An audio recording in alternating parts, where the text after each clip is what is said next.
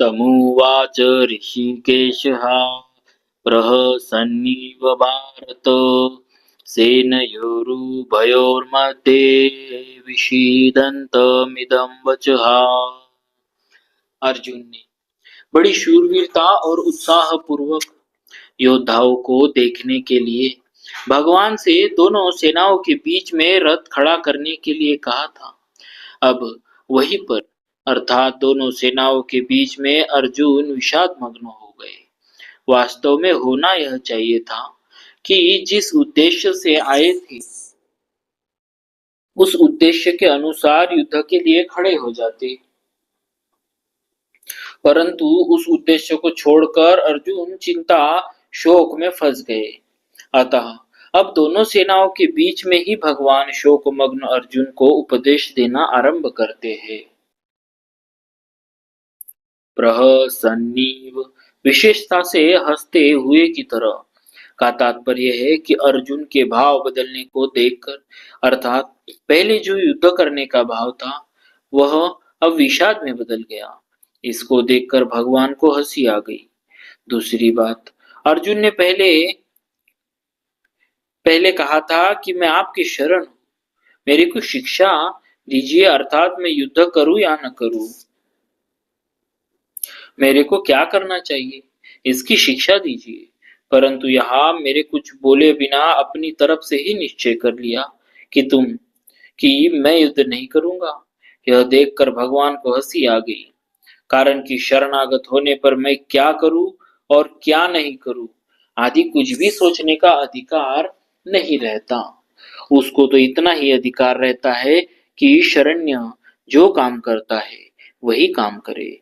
अर्जुन भगवान के शरण होने के बाद मैं युद्ध नहीं करूंगा ऐसा कहकर एक तरह से शरणागत होने से हट गए। इस बात को लेकर भगवान को हंसी आ गई।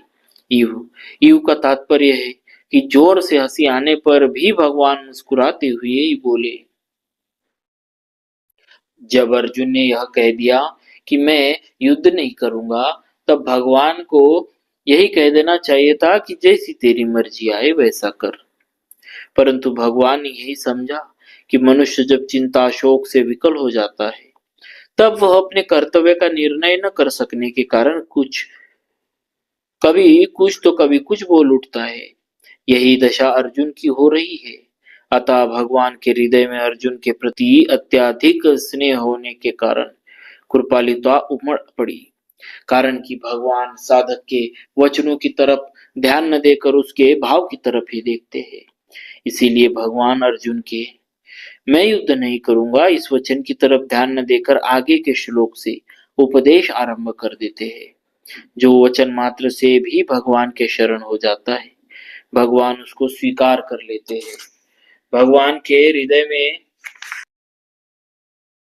प्राणियों के प्रति कितनी दयालुता है। ऋषिकेश कहने का तात्पर्य है कि भगवान अंतर्यामी है, अर्थात प्राणियों के भीतरी भाव को जानने वाले हैं। भगवान अर्जुन के भीतरी भाव को जानते हैं कि अभी तो कौटुंबिक मोह के वेग के कारण और राज्य मिलने से अपना शोक मिटता न देखने के कारण यह कह रहा है कि मैं युद्ध नहीं करूंगा, परंतु जब इसको स्वयं चेत होगा तब यह बात ठहरेगी नहीं और मैं जैसा कहूंगा वैसा ही करेगा। इदम वचः उवाच पदों में केवल उवाच कहने से ही काम चल सकता था, क्योंकि उवाच के अंतर्गत ही वचः पद का अर्थ आ जाता है। अतः वचः पद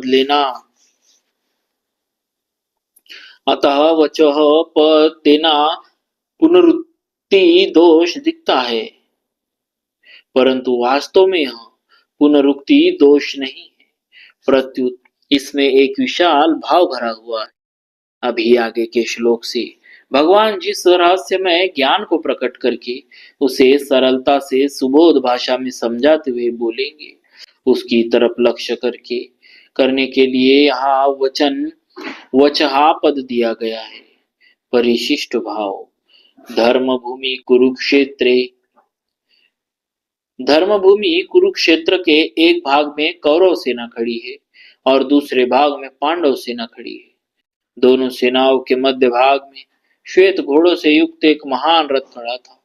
उस रथ के एक भाग में भगवान श्री कृष्ण बैठे हैं और एक भाग में अर्जुन। अर्जुन के निमित्त मनुष्य मात्र का कल्याण करने के लिए भगवान अपना अलौकिक उपदेश आरंभ करते हैं और सर्वप्रथम शरीर तथा शरीरी के विभाग का वर्णन करते हैं। बोलिए भक्तवत्सल भगवान की जय।